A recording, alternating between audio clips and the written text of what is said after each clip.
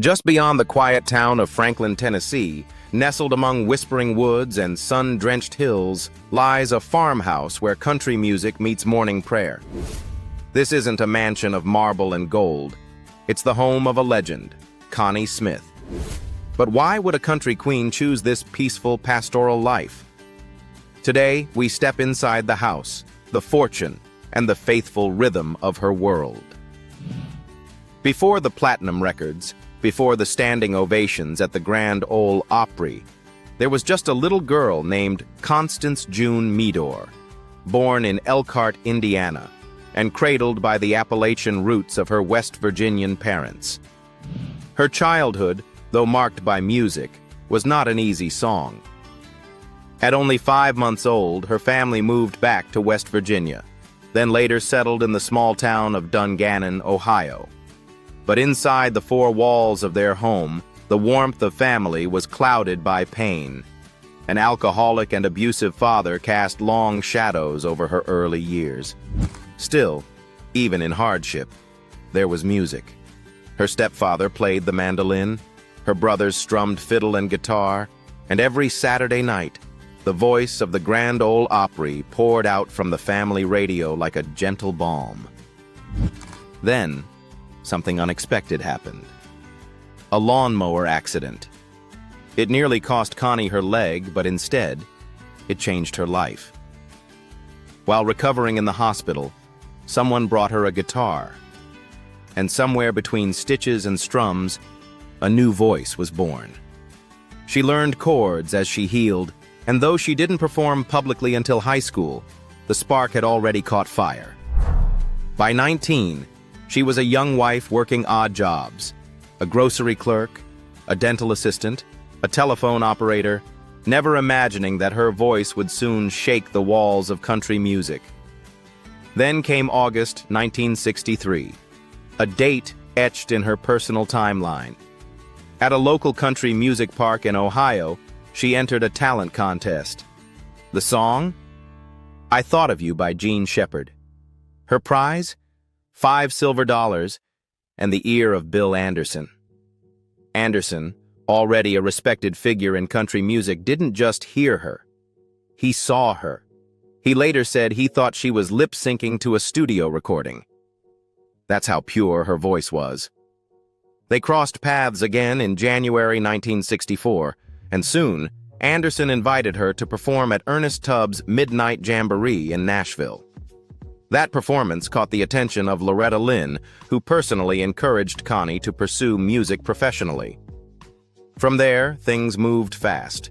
She signed with RCA Victor in June 1964, and within weeks, she recorded what would become a landmark single, Once a Day.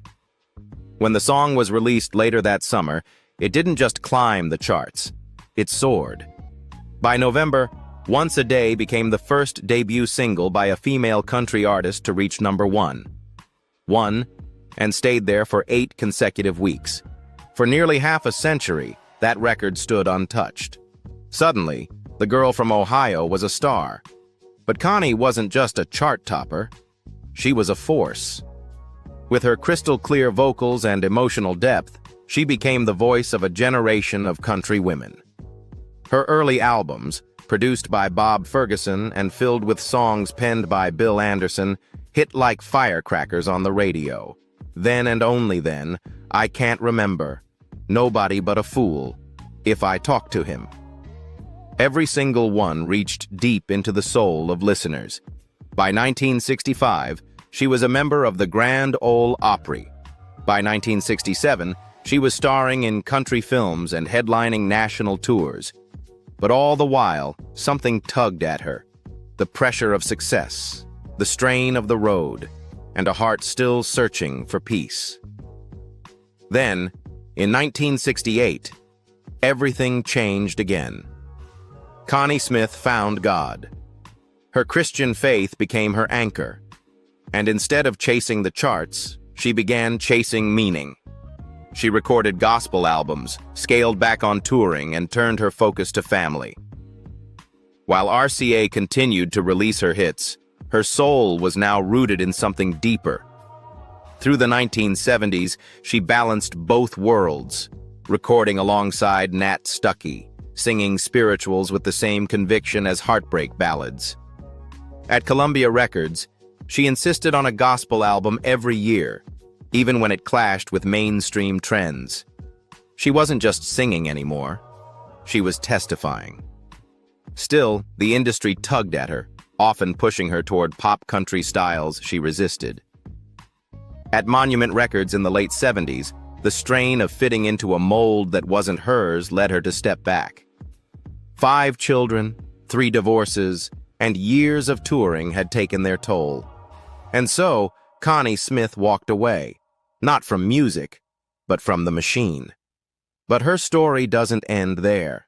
In the 1980s and 90s, she returned to the Opry stage, quietly performing gospel tunes. Then, in a twist worthy of country legend, a young boy she met decades earlier, who had once told his mother he'd marry her someday, reappeared. His name? Marty Stewart. They married in 1997, and with Marty's encouragement and production guidance, Connie returned once more, recording new material that critics hailed as some of her best work yet. Long Line of Heartaches, The Cry of the Heart, and her most recent album, Love, Prison, Wisdom, and Heartaches, 2024, show a voice untouched by time, wrapped now in even more experience and soul. So how does a small-town girl survive the sharp spotlight of Nashville for over 6 decades? Through faith. Through family, through music that never sold out. And that is how Connie Smith, with quiet grace and unwavering strength, became a queen not just of country music, but of life itself. What does peace look like when you've spent a lifetime under stage lights? For Connie Smith, the answer lies beyond the rolling hills of Franklin, Tennessee, tucked quietly down Lipers Creek Road, where the gravel softens under your tires and the air smells of cedar, grass, and something sacred. This is not just a house. It's a place of rest, reflection, and revival. Farm in Tennessee. Valued at $4.5 million, the home is more than a piece of luxury real estate. It's a sanctuary rooted in the very values that have shaped her music: faith, family, and honest living. As you approach, the facade speaks with soft authority. Stone accents and natural wood beams frame a silhouette that feels like it grew out of the land itself. The entrance porch is wide and welcoming, its ceiling lined with honey-colored wood and exposed beams that glow golden under the afternoon sun. Step inside. A flood of natural light greets you as you enter the open-concept great room. Towering ceilings soar above, crisscrossed with raw timber beams. It's not flashy, it's not loud, but it's deeply elegant. To the right, a gourmet family kitchen stretches out. Wide counters, white cabinets, and a central island large enough for a southern feast.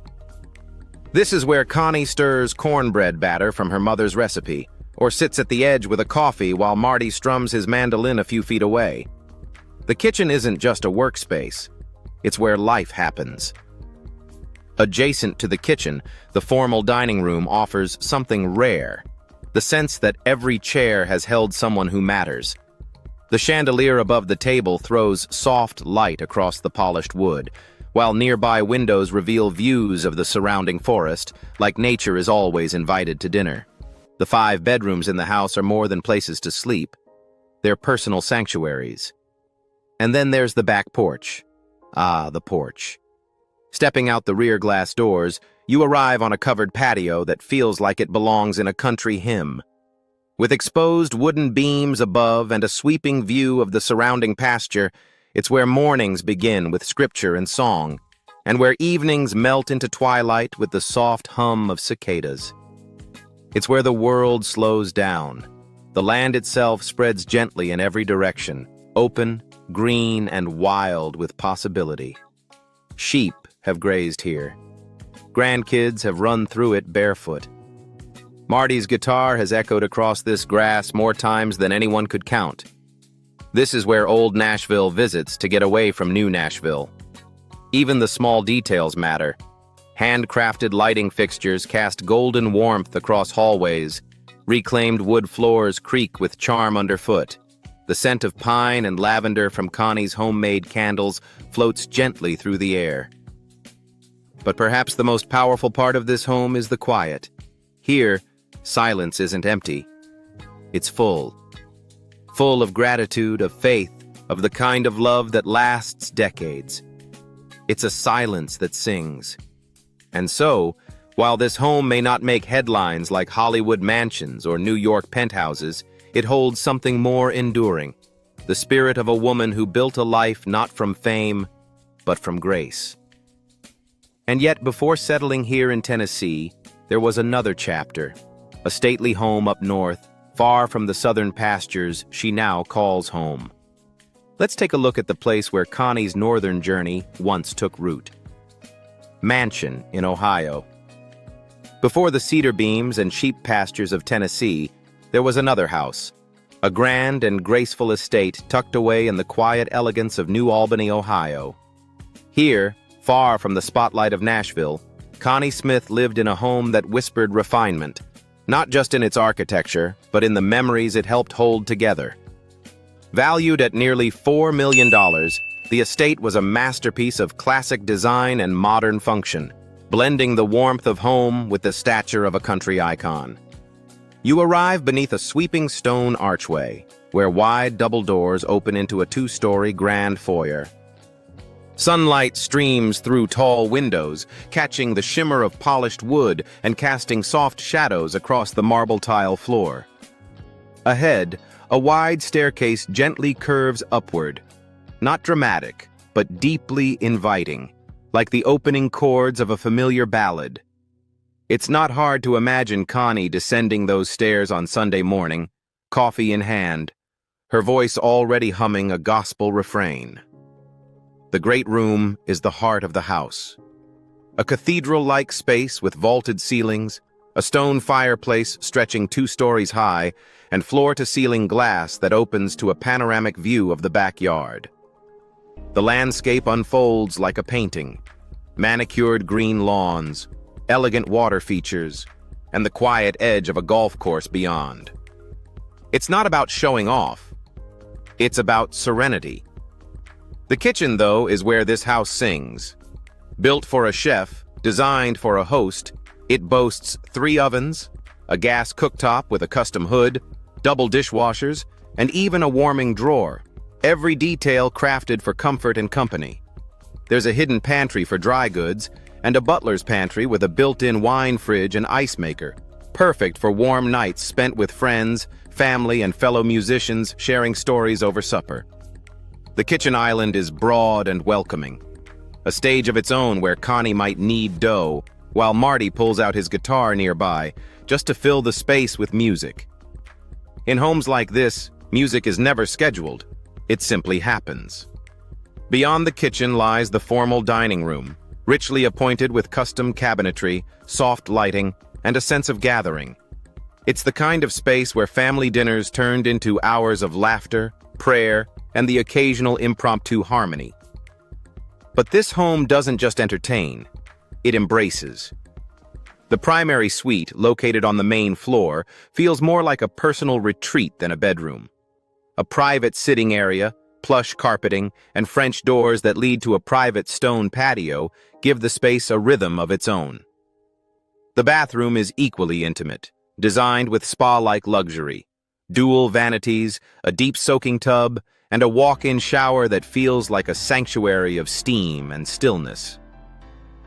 The custom walk-in closet stands as quiet testimony to decades of performances, television tapings, and treasured gowns from another era. Across the home are 5 additional bedrooms, each with their own full bath and walk-in closet. A necessity for a woman who raised 5 children and hosted countless guests over the years. But the real surprise is beneath the surface. Downstairs, the fully finished basement transforms into a second world. A sprawling family room with plush couches and a full-service bar, perfect for football games or film screenings. There's a private guest suite, a game room, and even a space Connie once used as a home theater, where black and white westerns played while the smell of popcorn drifted from the adjoining kitchenette. Outside, the stone patio wraps around the rear of the home, expansive, peaceful, and designed to blur the lines between indoor comfort and outdoor beauty. There's no pool here, no fountain, just space, for reflection, for family, for life. Though she has since moved on, this Ohio mansion was more than just a northern outpost. It was a chapter, a place where life slowed down between album cycles, where grandkids grew tall in summer light, where a country legend learned how to sit still. But deep down, Connie always knew her heart belonged to Tennessee, to the land, to the music, and to the peace she found among the trees. And though she never chased extravagance, she built a life of meaningful wealth, the kind counted not just in dollars, but in decades of songs, stories, and soul. When you think of the great wealth in country music, the mind often jumps to sold-out stadiums, million-dollar endorsements, and jet-setting headlines. But Connie Smith's fortune was never about flash. It was about foundation. With an estimated net worth of $8 million, Connie doesn't rank among the genre's loudest spenders. But hers is a story of lasting value, built over 6 decades of artistry, not just popularity. And in a world of fleeting fame, her quiet fortune is proof that true value never fades.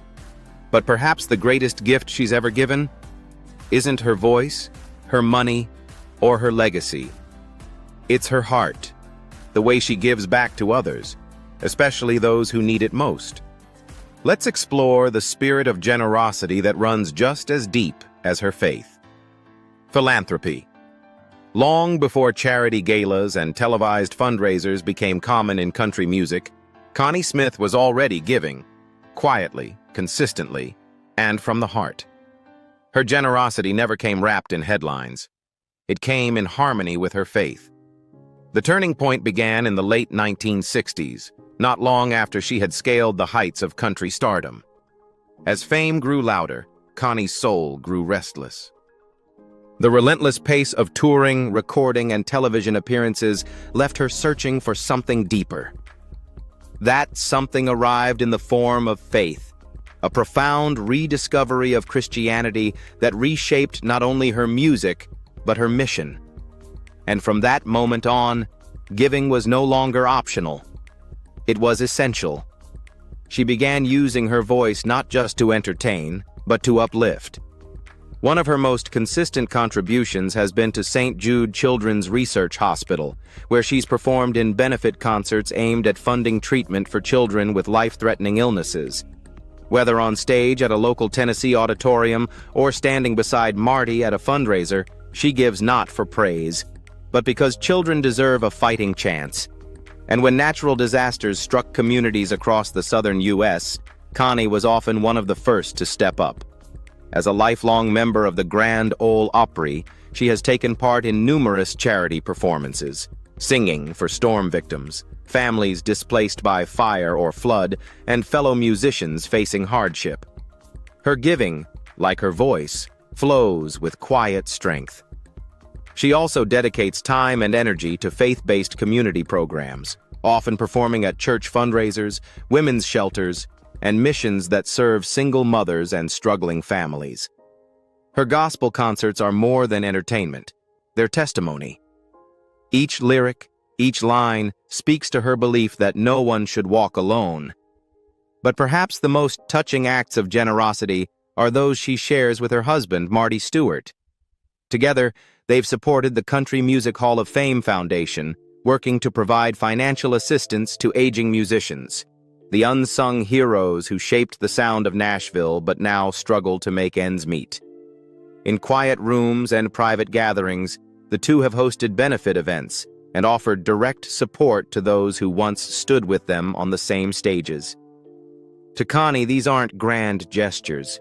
They're extensions of grace. She once said in an interview, "I sing because I'm thankful. I give because I've been given so much." Her life is a hymn, not just in melody, but in message. It's easy to forget, in a world that celebrates loud philanthropy, that some of the most powerful giving happens away from cameras, behind church doors, and beneath the gentle beams of a country home. That's where Connie Smith has always felt most at home, where her voice, her faith, and her compassion meet. But beyond the charities and the spotlight, who is Connie today? What does her life look like now, when the stage lights dim and the Tennessee breeze moves quietly across her porch? Let's step into the personal world of a woman who found peace not in applause, but in prayer. Personal life. Some people chase greatness. Others live it, quietly, day by day, like a soft hymn in the morning light. For Connie Smith, the spotlight never defined her. What defines her is what happens after the curtain falls. In the slow hours, the sacred routines, and the everyday grace she's embraced on her own terms. She's lived many lives. The girl who overcame a broken childhood, the young wife balancing motherhood with an RCA recording contract, the country queen topping charts while battling private doubts, the believer who found clarity not in fame, but in faith. And finally, the woman who, after 3 marriages and a vow to never wed again, found a love story that reads like a country lyric. It began decades ago when a 12-year-old boy named Marty Stewart saw her perform at a fairground in Mississippi. Mesmerized, he turned to his mother and declared, "I'm going to marry Connie Smith one day." At the time, it was sweet, romantic, impossible. But fate has a way of keeping promises made with childlike certainty. By the 1990s, Marty was no longer a wide-eyed boy. He was a Grammy-winning artist in his own right, with a deep respect for classic country. Their paths crossed again through music. And this time, the timing was right. In 1997, they married. More than husband and wife, they became creative partners. Marty produced her comeback albums, wrote with her, sang with her, and built a life beside her not made of glitter, but of gospel. Their marriage, like their music, is rooted in something ancient and unshakable: devotion. Today, their life on the Tennessee farm is far from flashy, but it's full. Connie rises early. Morning light filters through the kitchen window, while the smell of coffee mingles with hymns playing low in the background. Sometimes she bakes, sometimes she gardens. Sometimes she simply sits on the back porch, her Bible open, the forest still. She doesn't chase headlines, she cherishes moments. And though she's a mother of 5 and grandmother many times over, her family ties stretch beyond blood. Her family includes the friends, fans, and fellow musicians who've walked beside her for decades, through the highs, the heartbreaks, and the healing. In 2021, she faced one of her hardest trials yet, a severe case of COVID-19. Hospitalized, she developed sepsis and pneumonia. At one point, doctors asked if she wanted to be resuscitated if her heart stopped. Her answer? "Of course. I'm not going out like that. I've got too much living left to do." And she meant it. Since then, every day has become a blessing she does not take for granted. She has continued to record, most recently in 2024 with the release of Love, Prison, Wisdom, and Heartaches. An album that, though made up of cover songs, feels deeply personal. She calls them songs I sing on behalf of friends, but listeners know she's singing from her soul. In this season of life, there are no costume changes, no record label pressure, just the sound of peace. Peace in her home, peace in her marriage, peace in the legacy she's built with every lyric and every prayer. And yet, even now, she's not done. There are still songs to sing, still meals to cook, still mornings to greet with scripture, and evenings to close with Marty's hand in hers. Because for Connie Smith, this life, this quiet, country, grace-filled life, is more than enough. And maybe that's the real secret of country royalty. Not the spotlight, not the applause, but the ability to find joy in stillness. If this journey through Connie Smith's life touched your heart, from the timeless music to the quiet farm life she's chosen, don't forget to like, subscribe, and share this video. Which part moved you the most? Her faith, her love story, or her legacy in song? Let us know in the comments below, and stay with us for more stories of legends who live not for applause, but for truth.